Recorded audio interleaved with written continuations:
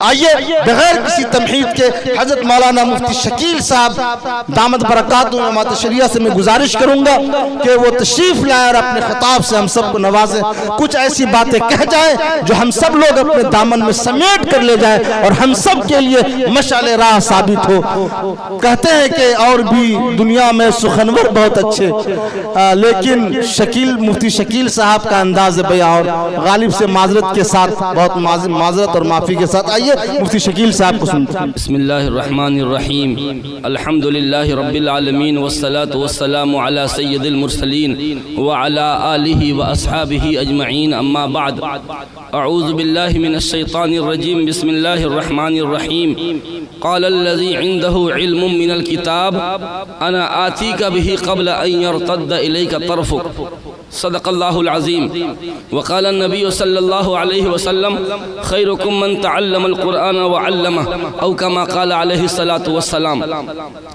حضرات گرامی، میں یہاں مقرر کی حیثیت سے نہیں آیا ہوں، میں آپ کا بیٹا، بھتیجا، بھائی ہوں، میں اس سرزمین کا ہوں، اس سرزمین کا مجھ پہ قرض ہے، جو قرض میں چکا نہیں پاتا ہوں اور شاید کبھی نہیں چکا پاؤں گا۔ آج میری زبان شاید قابو میں نہیں ہے، میرا دل و دماغ مارے خوشی کے ایسا لگتا ہے کہ میرا دل کلیجے سے اچھل کے باہر گر جائے۔ میں بتا نہیں سکتا کہ آج میں کتنا خوش ہوں۔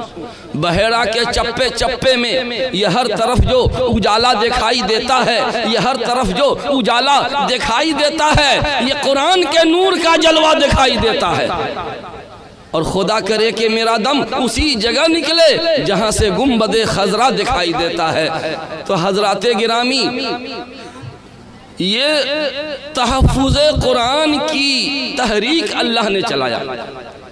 اللہ رب العزت نے بارش برسانے کے لیے فرشتے کو مقرر کیا، ہوا چلانے کے لیے فرشتہ مقرر ہے، رزق پہنچانے کے لیے فرشتہ ہے، کسی بھٹکے ہوئے کو راستہ دکھانے کے لیے فرشتہ ہے، کسی پریشان حال کو تسلی دینے کے لیے فرشتہ مقرر ہے، اور ہماری آپ کی جان کی حفاظت کے لیے فرشتہ مقرر ہے۔ لیکن اللہ اکبر، قرآن کی حفاظت کے لیے ہم کو، آپ کو، یہ انسان کو مقرر کیا گیا۔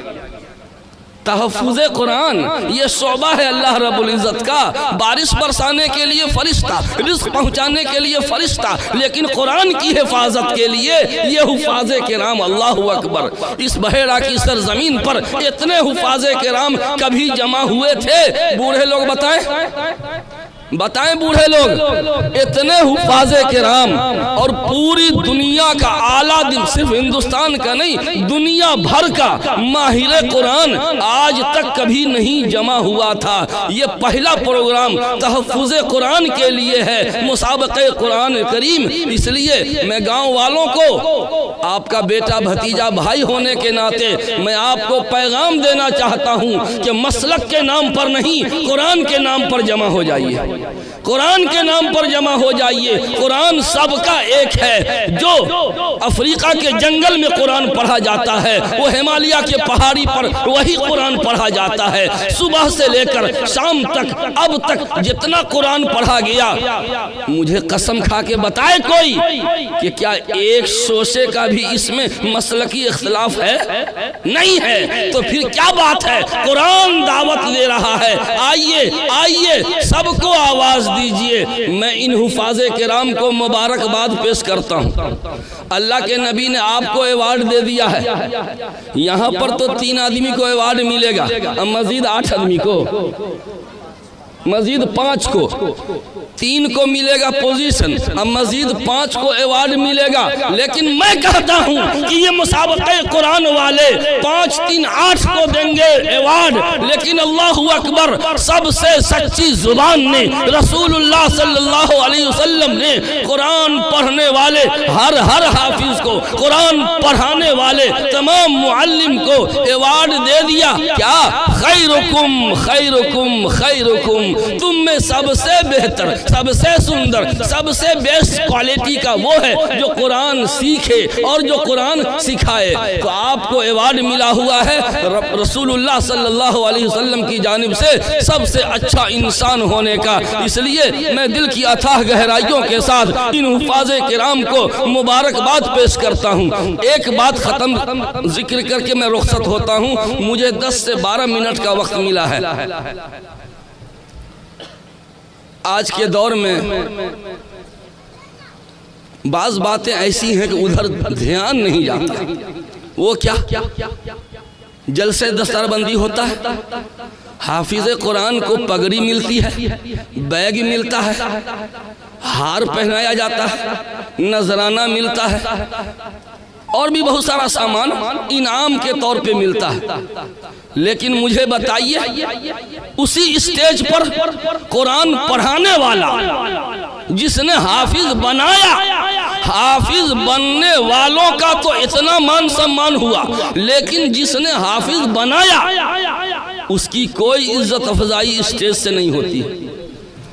میں جہاں جا رہا ہوں 2 مہینے سے ہر جگہ میں پیغام دیتا ہوں کہ حافظ قرآن کو جتنا دیجئے انعام کم ہے، لیکن باادب مجھے کہہ لینے دیجئے کہ جس نے حافظ بنایا ہے، معلم قرآن، قاری قرآن، اس کو بھی اسٹیج پر بلائیے اور بھرے اجلاس میں اس کا بھی مان سمان ہونا چاہیے کہ نہیں ہونا چاہیے۔ ابھی شعبان میں مٹگاہ گیا تھا، لاک ڈاؤن کے مارے ہوئے طلبہ گاؤں میں بھٹک رہے تھے۔ مسجد کے امام صاحب نے کہا کہ آپ لوگوں کو میں پڑھاؤں گا، مسجد آتے جاؤ۔ سارے حافظ جو مدرسے سے آئے تھے بھٹک کے مدرسہ بند ہو گیا تھا، تو گاؤں میں آئے، مسجد کے امام صاحب نے ان بچوں کو پڑھانا شروع کیا۔ وہی لاک ڈاؤن کے مارے ہوئے طلبہ میں سے 4 حافظ تیار ہوئے۔ اسی کے لیے مٹگاہ، آپ جانتے ہیں مٹگاہ نا، گاؤں والوں نے جلسے دستار بندی کیا۔ روپیہ کا 4 ٹھو ہار، 10 ٹکیا 20 ٹکیا کا ہار تھا، اسٹیج پہ لایا گیا، اور سامنے ایک ماسٹر صاحب تھے، ان کا نام یاد ہے، ماسٹر منت اللہ صاحب۔ انہوں نے چیک دیا تھا، SBI بینک کا چیک، 1500 روپیہ کا 4 چیک دیا۔ ہم کو کہا گیا کہ حضرت چاروں حافظ قرآن کو ایک ہار پہنا دیجئے اور سب کو آپ اپنے ہاتھ سے چیک تھما دیجئے، ٹھیک ہے؟ میں نے کہا کہ یہ ناانصافی والا کام میں نہیں کرتا۔ ناانصافی کی کیا بات ہے؟ جی ہاں، یہ حافظ کہاں سے بن گیا؟ ڈاؤن لوڈ کیا گیا ہے کیا؟ ڈاؤن لوڈ کر رہی ہے، بٹن دبائے ڈاؤن لوڈ ہو گیا حافظ۔ ارے کسی نے رات دن محنت کیا ہے تو یہ حافظ بنا ہے۔ میں نے مجمع سے کہا کہ ناانصافی والا کام میں نہیں کرتا۔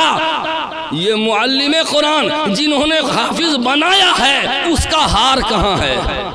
جب تک 5واں ہار نہیں آئے گا میں نہیں پہناؤں گا، اور 5واں چیک بھی چاہیے، 5واں چیک بھی چاہیے۔ ایک آدمی دوڑا گیا، دکان کھولوایا رات میں 12 بجے رات میں، اور ہانپتے کانپتے حضرت ہار لے آئے 5واں ہار آ گیا۔ میں نے کہا الحمدللہ، آئیے حافظ قرآن، قاری قرآن، معلم قرآن، حامل قرآن، آؤ پہلے میں تم کو ہار پہناؤں گا، اس کے بعد یہ چاروں حافظ کو پہناؤں گا۔ چنانچہ میں نے معلم کو پہلے پہنایا، پھر چاروں حافظ کو پہنایا، پھر چیک سامنے ماسٹر صاحب جنہوں نے چیک دیا تھا انہوں نے کھڑے ہو کے کہا حضرت چیک بک گھر پہ ہے، ابھی لانے جائیں گے تو آپ کی تقریر چھوٹ جائے گی، میں چھوڑنا نہیں چاہتا، میں وعدہ کرتا ہوں یہ جو استاذ ہیں نا ان کو بھی میں چیک دوں گا۔ تب جا کے میں نے مانا۔ بتائیے یہ کام اچھا ہوا کہ برا ہوا؟ ہونا چاہیے کہ نہیں ہونا چاہیے؟ معلم قرآن کی ہمت افزائی ہونی چاہیے کہ نہیں ہونی چاہیے؟ آج تک دستار بندی کے جلسے میں جو مدرسے کا معلم ہے اس کی کوئی پوچھ نہیں، بیچارہ ایسے ہی تنکا کی طرح بہرا نہیں، وہ بھی مان سمان کا حقدار ہے۔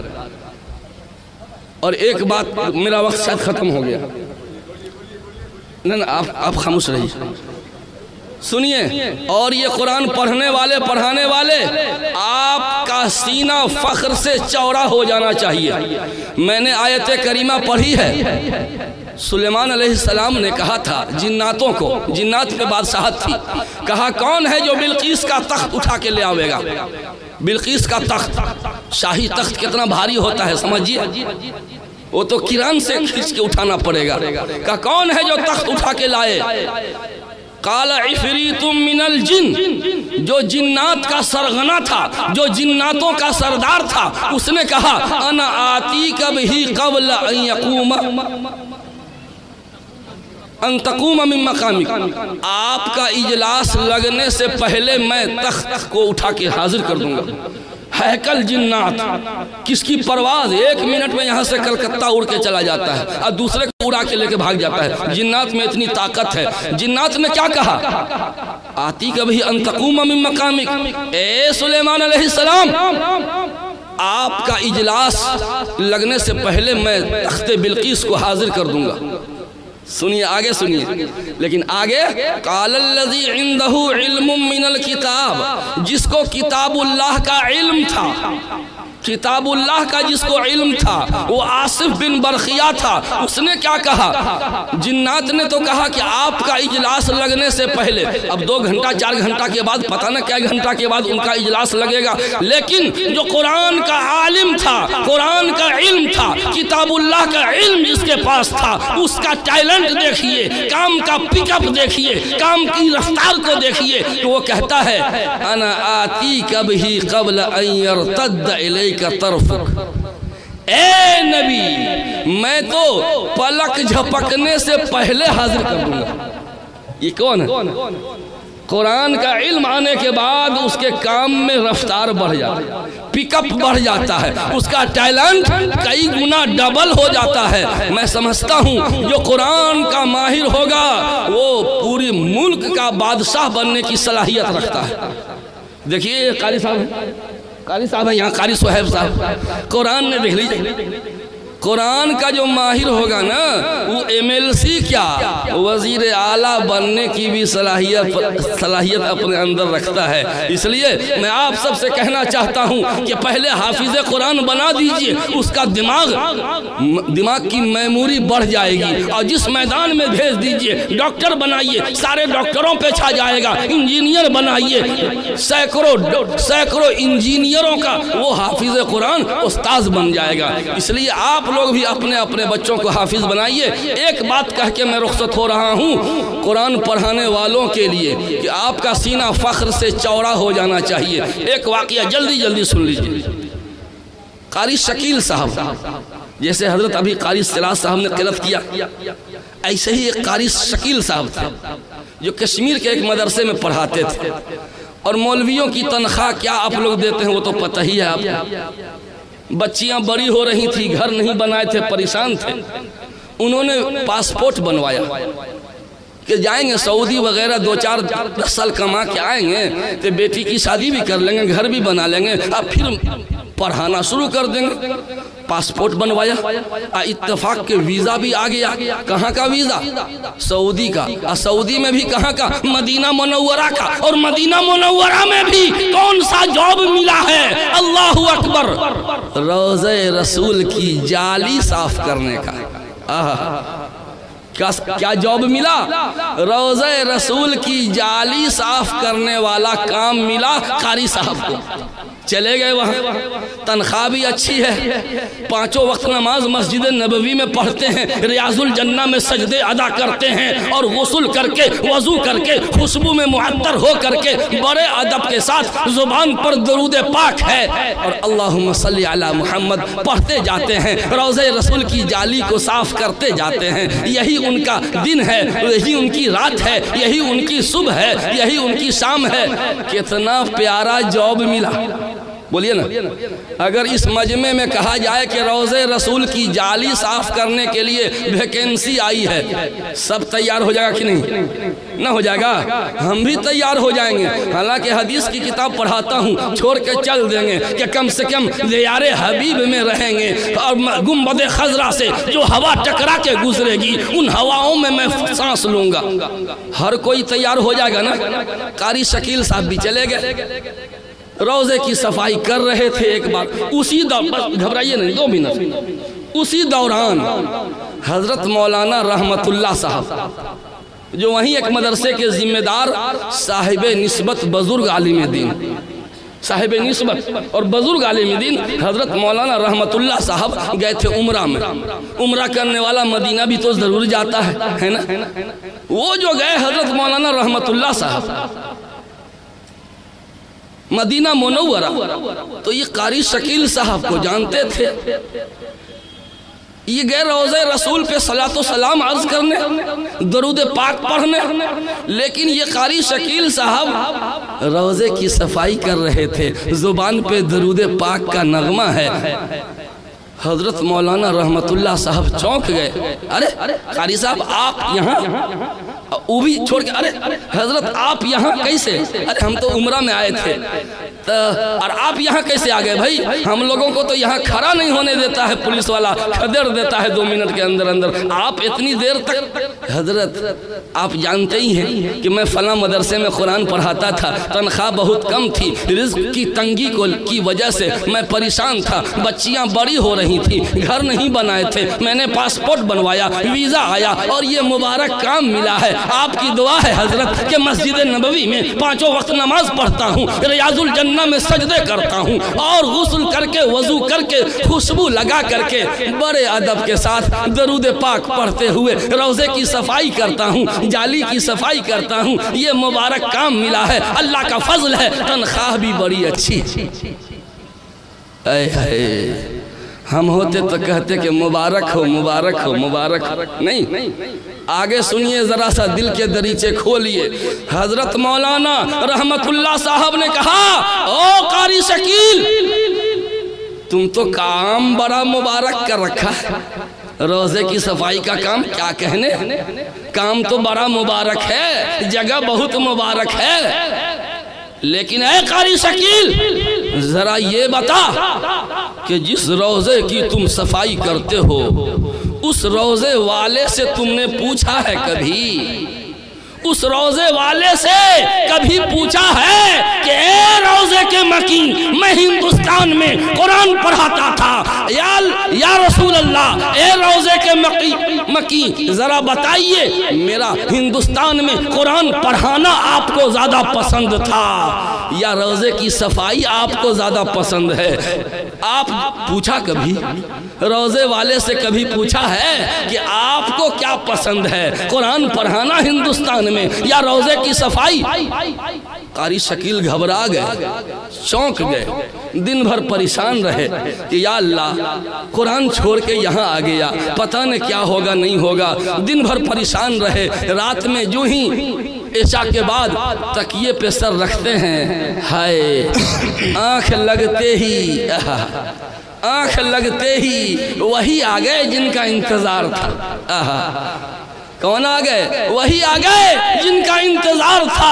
आहट पे कान, दर पे नजर, दिल में इश्तियाक। आहट पे कान, दर पे नजर, दिल में इश्तियाक। कुछ ऐसी बेखुदी थी तेरे इंतजार की जिनका इंतजार था प्यारे आका जनाब मोहम्मद रसूलुल्लाह सल्लल्लाहु अलैहि वसल्लम तशरीफ लाते हैं ख्वाब में। कारी शकील ने झट से सलाम अर्ज किया ख्वाब में और सवाल रख दिया, ए मेरे आका, ए मेरे महबूब, या रसूल अल्लाह, मैं हिंदुस्तान में कुरान पढ़ाता था, मुझे ये बताइए कि हिंदुस्तान में मेरा कुरान पढ़ाना आपको ज़्यादा पसंद है या रोज़े की सफाई ज़्यादा पसंद है?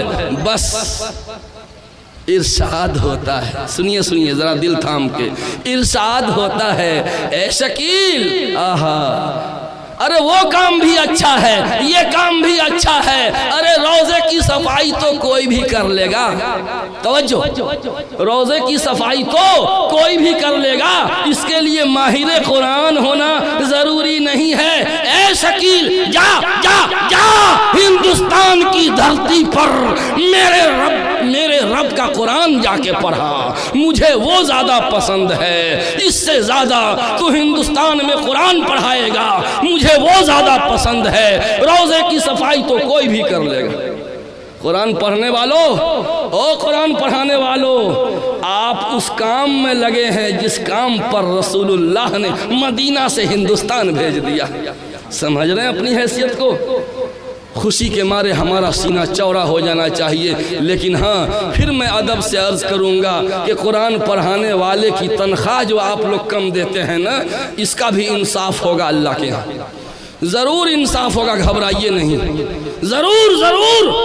قرآن کی عظمت دل میں ہے، قرآن پڑھانے والے کی عظمت نہیں۔ یہ تو جھوٹ بول رہے ہیں آپ، یہ تو جھوٹ بول رہے ہیں کہ قرآن کی عظمت ہے، پیچھے پڑ، ارے توبہ توبہ، پیچھے پڑ گیا قرآن، پاؤں پڑ، اللہ اللہ اللہ معاف کرے، پاؤں پڑ گیا۔ قرآن کی عظمت دل میں ہے، مگر قرآن پڑھانے والا اس کی عظمت دل میں نہیں ہے، تبھی تو ان کی تنخواہ کم دیتے ہیں۔ گیا ضلع میں امارت شریعہ کا وفد گیا، مفتی آفتاب صاحب تقریر کر کے فارغ ہوئے، مسجد میں پروگرام تھا، مسجد کے گیٹ پر ایک نقاب پوش جوان عورت گیٹ پہ آتی ہے، اب مفتی صاحب کو ایسے بلاتی ہے، بیچارے ڈر گئے، گیٹ پہ گئے، کہا ہے حضرت امارت شریعہ سے آپ ہی لوگ آئے ہیں؟ تو ہاں کیا بات ہے؟ انہوں نے سمجھا کہ کوئی طلاق کا مسئلہ ہوگا، بیچاری آ گئی مسئلہ پوچھنا، امارت شریعہ سے آپ ہی لوگ، ہاں ہاں ہاں کیا بات ہے؟ اے حضرت ہم اس مسجد کے امام صاحب کی بیوی ہیں، توجہ، میں اس مسجد کے امام صاحب کی بیوی ہوں، میرے 4 بچے ہیں، اب 5واں میرے پیٹ میں ہے۔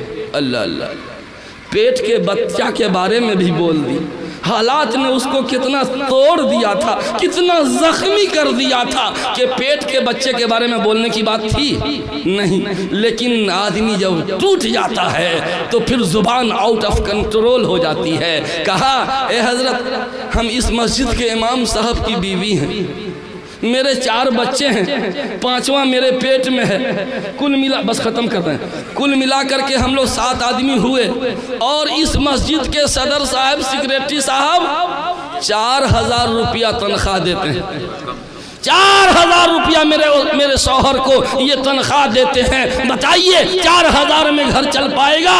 آپ لوگ امارت شریعہ سے آئے ہیں، ذرا آواز اٹھائیے گا۔